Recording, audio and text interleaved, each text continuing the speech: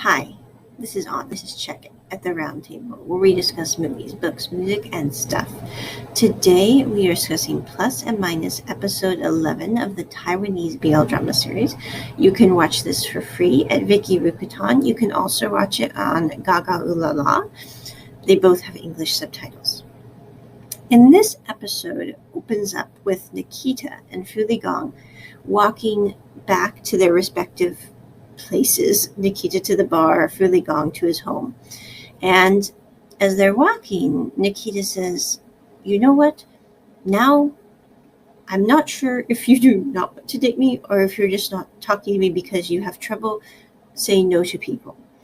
And then she looks at him and he's kind of just sitting there going, like, basically, I don't know what to do with this woman. Why is she trying to get me to date her right after I broke up with Xing Jinchao?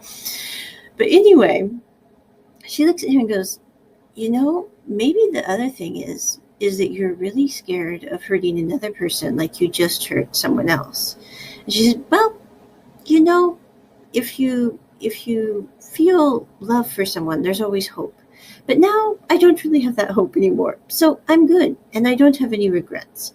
Because I've told you how I feel, and you obviously don't feel the same, and that's good. And then she looks at Fu Ligong and says, you're really lucky to have found someone that you like. And you're really lucky that that person really likes you. So maybe you've come into something that you and he have hit a wall that you don't know how to get over. But if that is the case, and it's a wall that is something that you do need to get over, then maybe you should deal with this together rather than trying to figure out how to cross that hurdle on your own by separating yourself from the other party. And that's how it kind of ends with Nikita and Fu Ligong. Nikita then goes back to the bar where Xing Jingzhao is because he has drank way too much, and Yuki is trying to get him to quit drinking and go home. And Nikita asks Yuki what happened. Yuki explains that Xing was there since they opened and he's still drinking now. And she says, you know what? Let me handle it. I've got this, Yuki. You go, polish the glasses behind the bar. I don't know. So anyway, she starts talking to Xing, and Xing says, we should drink together. You're falling in love. I've fallen out of love. You're now going to be my sister-in-law because Fu Ligong is my brother. And Nikita just looks at him and she throws his drink in his face and says, even though I'm not with Fu Ligong, we're not a couple. That's not the point. The point is you are being such a jerk, and Fu Ligong deserves so much better than you. Take everything else aside. You are not worthy of Fu Ligong because you have no idea what he's thinking. You have no idea why he decided to break up with you. So before you start making rapid judgment calls on Fu Ligong or me, maybe a little time for introspection, Xing. Not exactly, but basically. So anyway, Xing gets up and leaves the bar. The next day, Fu Ligong and Xing are at work. Xing gives in his resignation to Uncle Wang and says, I'm going to leave. I'm 28. There's a lot of opportunities available for me that I could go work elsewhere, have interesting adventures. I'm going to take advantage of my age. And Uncle Wang looks at him and goes, this is about Fu and you, and the fact that you guys have had an issue come up. And Fu has already talked to me about you guys' relationship, so I'm fully aware of what's going on. But he says, I remember the first time I met your dad. I was holding Fu, your dad was holding you, and I've known you for many, many years, almost your whole life, and almost all of Fu's life. And to me, you're like one of my kids. So the thing is I don't care what decision you make regarding basically Fu and you, but I do want you to know that I fully support you, no matter what happens. So make sure that you really want to do the decision that you're making. And I really think the one thing that I do really like about this movie, there are many things that I really like about this drama series, but the fact that Fu's dad is such a cool person. I mean, no offense. He's kind of like some of the BL moms. Like, for example, in I Do Be Loved in House, She Lee's mom. She's awesome. I'm just saying, really, she really is. And in the same way, Uncle Wang, I'm like, he's a really cool dude. But anyway, Xing's dad, not so much so, but I do have to say he has good qualities. It's just he also has some bad qualities which cause trouble. But anyway, so Jing gives in his resignation. As he's leaving the office, he crosses paths with Fu and says, "I'm going to go." And Fu's like, I'm not sure if he means basically I'm leaving the office to go somewhere else for a case. I'm leaving permanently. And you can tell Fu's trying to process in his mind. And also he doesn't want to really talk to Jing about this in front of everyone else. And so that's how they end the scene. Also, at the same time, or not simultaneously, but close, Yuki has decided to put on a vintage clothes party at the bar the night before. And Mr. Lai comes down to the bar and he's like, this is all the clothes that Yuki cleared out. And Yuki comes to him and says, I wanted to show off the clothes so that they have a new life because you saved them, and so they deserve to have another life that people would appreciate them. And Mr. Lai says, thank you, Yuki, for everything that you've done for me, because you basically, Mr. Lai, it really helped him to come out of his shell to have Yuki in his life. And he also has the coffee possibility now of having a cafe. And he also has some better relationship with his daughter, Lele, as well. So I think that in many ways, Yuki helped Mr. Lai become a better person than he was before. And in the same way, Mr. Lai kind of helps balance out the precocity of Yuki, if that makes sense. So anyway, as they're standing there looking at the clothes, Yuki says, will you give me another chance? And Mr. Lai kind of looks at him, and you can tell, I think, what's going through Mr. Lai's mind. I'm not sure, but he's like, I didn't know that you needed another chance. I thought, we were still a couple, but okay. And Mr. Lai just kind of lifts his hands like, can I have a hug? And that's how they get back together. The next morning, Mr. Lai and Yuki wake up in the laundromat, and Yuki says, it's very cold right now, because in Taiwan, they do have winter, although it's not like winter in the States. I'm just saying, minus 21 degrees Celsius is no fun.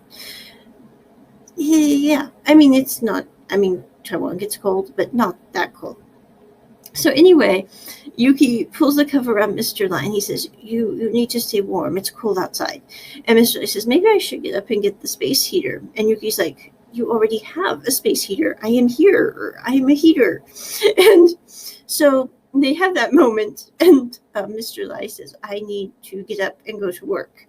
And Yuki's like, I don't think you need to go to work today. And I think he convinces Mr. Lai that he doesn't need to go to work quite as early as normal that day. So anyway, they have their romantic moment.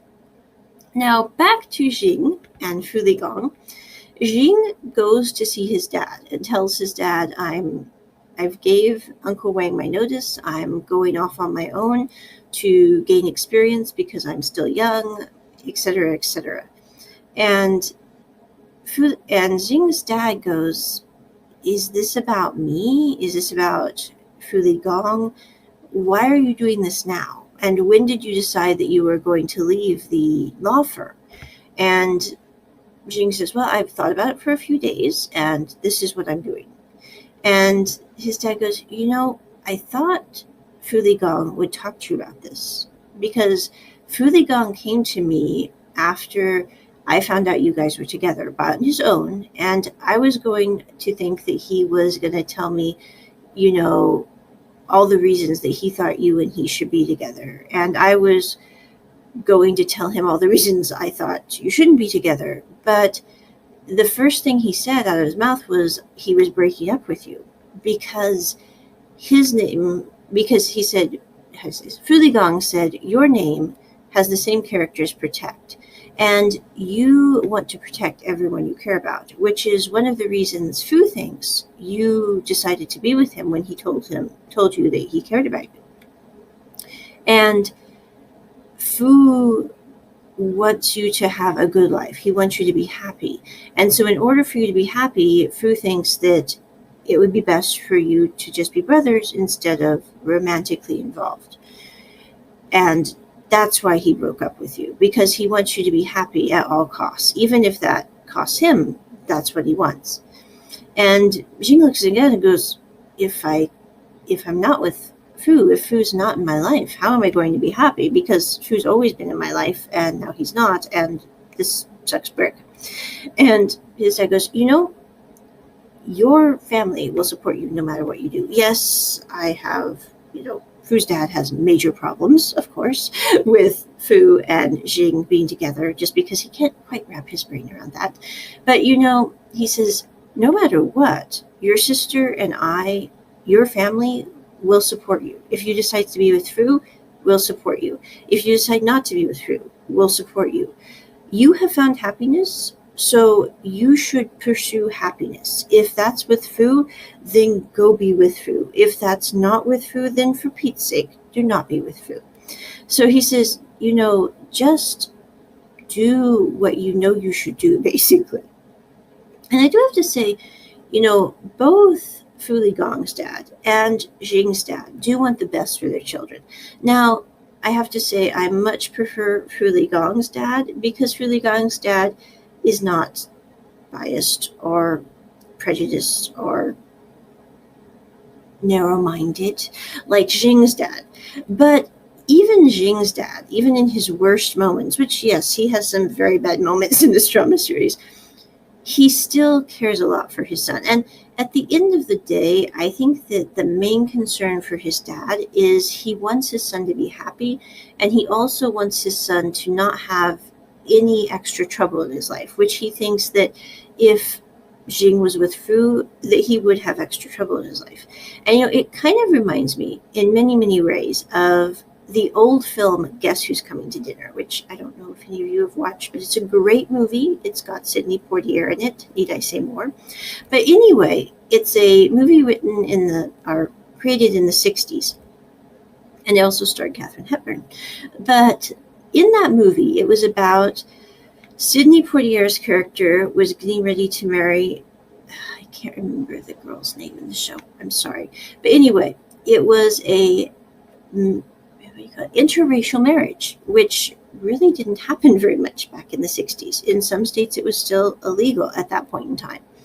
And the whole point of the movie is a discussion on basically, is this marriage going to be a good thing for both parties, or is this marriage going to be a bad thing for both parties?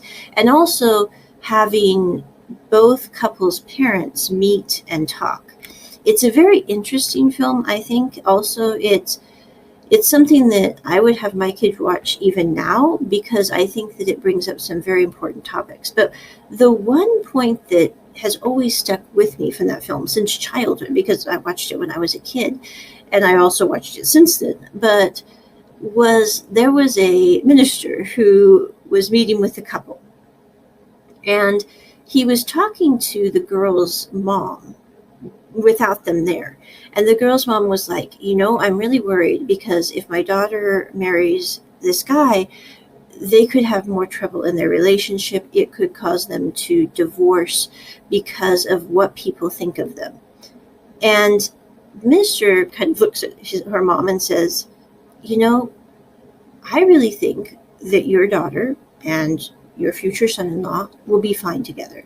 In fact, I think they might actually be better together than a couple who was not interracial.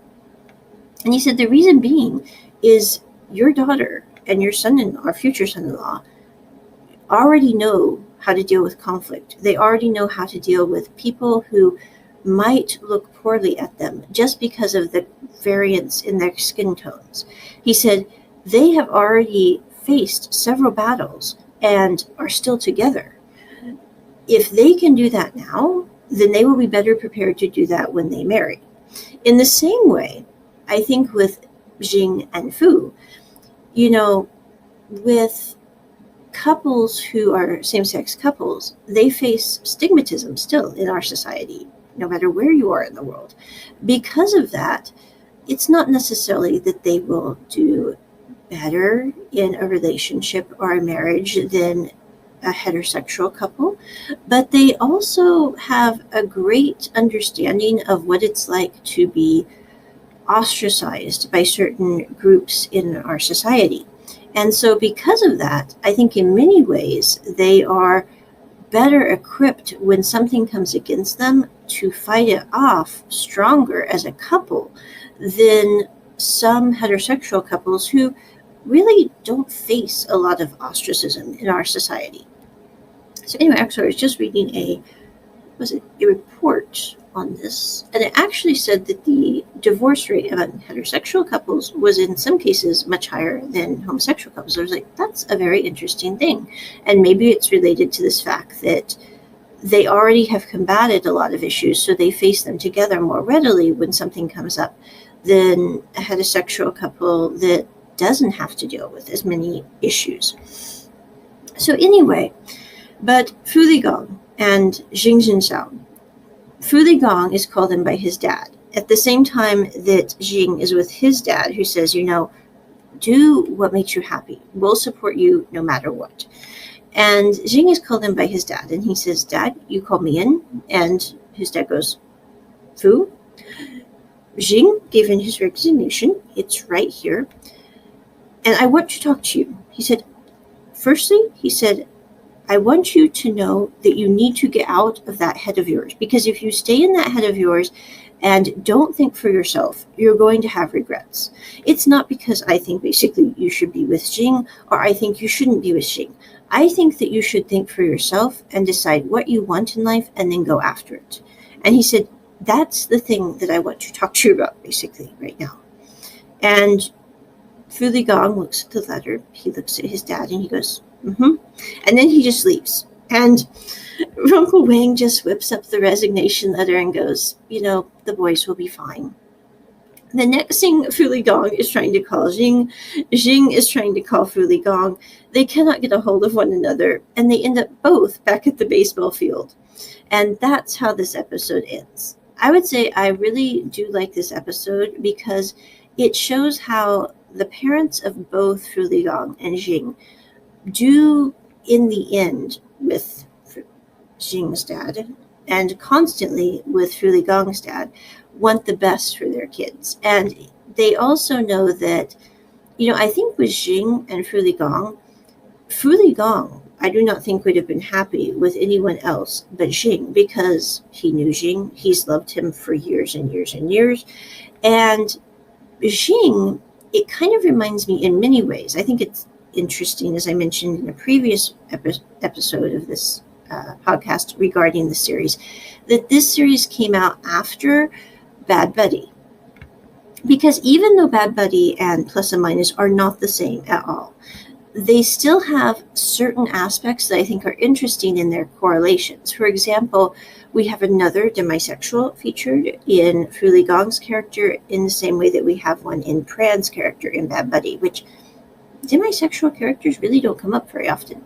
But anyway, so we have that feature. We also have with Pat and with Jing, two people who they really didn't care about. I'm not trying to be bad to Pat or Jing, but Pat didn't care about Pran until after that rooftop moment. And he's like, I am not letting go of my person after this. And with Jing, it's like he had to kind of process Fu Ligong liking him for a day and a half. And then he was like, I'm okay with that. I like Fu. We will be fine. So, I think that the interesting thing is you have one party of the couple who's demisexual. You have the other party who isn't demisexual at all, but who, once they settle on their person, it's like, this is my person. This will always be my person. Yes, I might not have thought of them in this way before, but boy, I think of them that way now, and it's going to stay that way. And I think it's kind of interesting to see in some way, the development of Jing's character and the constancy of Fu's character throughout the drama series. And even when Fu breaks up with Jing, it's not that he broke up with Jing because he didn't care about him. In some ways, I think that if he cared about him less, he would have stayed with him, not broken up with him, which sounds kind of weird, but it does make sense because he was worried that Jing was making the decision to be with him based on a feeling of requirement, like he was required to protect Fu, he was required to love Fu. What he didn't realize is Jing wasn't with Fu because he felt like Jing felt like Fu needed to be with him. He was with Fu because he cared about him a lot. But I think this series is a very interesting series. Also, you can watch this series with any age group. Now, I will say there are a couple scenes in I think it's episode 6, and also in episode 12 that you might want to skip with the kiddies, but it's really just a short moment, and so I really didn't think it was that much at all. Also, I'm not really convinced this needed a PG-13 rating, but don't get me started on Vicky Rukaton and their rating systems. It's the same way I feel about a lot of the ones that they rate there for BL drama. But anyway, I would give this episode a 10 out of 10. It is a great episode, and we're getting ready for episode 12, which is awesome. And then we have episode 13, the extra, which I've watched yesterday, and I was so happy. It was like, oh, this is a perfect end to this drama series. But anyway, check it at the round table. Bye.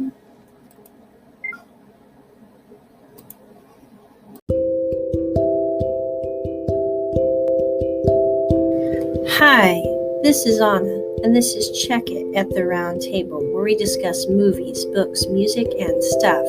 Today, we are discussing how you can connect with us on social media and also how you can support us. We are reachable at this lovely podcast on various platforms.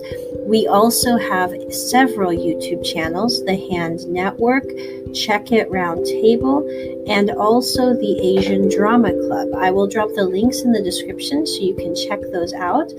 You can also reach us online at our website. That's onnacarr.com. That's ONNACARR.com. You can support us through either PayPal or Venmo. Our PayPal email address is roses, ROSES, out of the snow, OUTOFSNOW @gmail.com. And you can support us also on Venmo. The connection for that is at Onnacarr, and that's uppercase O and uppercase C, and it's ONNACARR. The last four to verify are 1143. Thank you so much for listening. Talk to you soon. Bye.